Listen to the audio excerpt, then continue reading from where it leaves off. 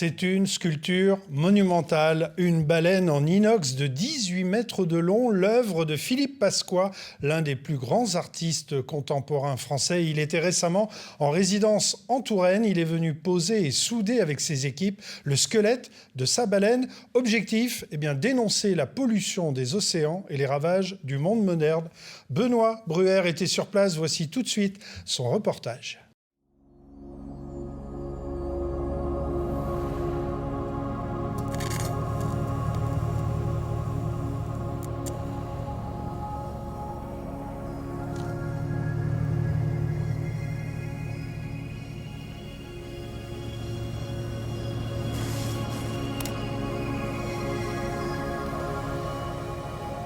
Ce lieu, il y a une énergie fantastique.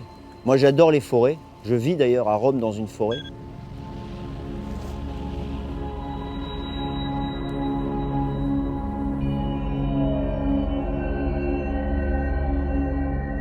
Mais qu'est-ce qu'elle fait là? C'est comme on recrée comme une fouille archéologique et on retrouve ce squelette entier, comme quand les mecs vont faire des fouilles pour découvrir des ossements de dinosaures, de ce qu'on veut de l'époque. Là, c'est une baleine. Une baleine aux accents de fin du monde, au milieu de nulle part. Une carcasse soudée sur place pour dénoncer les outrages subis par les océans. Ouais.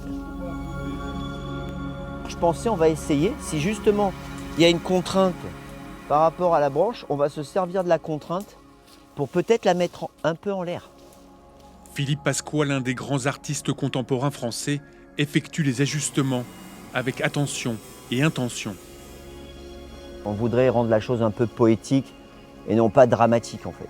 On peut des fois oublier, pas oublier mais passer, bon ok, on le sait. Et là, restons un peu dans la poésie peut-être. Cette baleine de 18 mètres de long est venue s'échouer dans cet étang asséché de Loire-Vallée-Lodge. Échouer pour dire stop au réchauffement climatique, à la pollution. Un projet porté par ce mécène tourangeau, Bertrand Frey, et sa fondation, For Eternity. Tous nos projets visent à sensibiliser la plupart des gens, ou en tout cas le plus de gens possible, à l'enjeu écologique que nous traversons. Et je pense que l'art est un moyen très très fort de faire passer de grands messages. Je crois beaucoup au pouvoir de l'émotion. Amis de longue date, les deux hommes ont d'autres projets.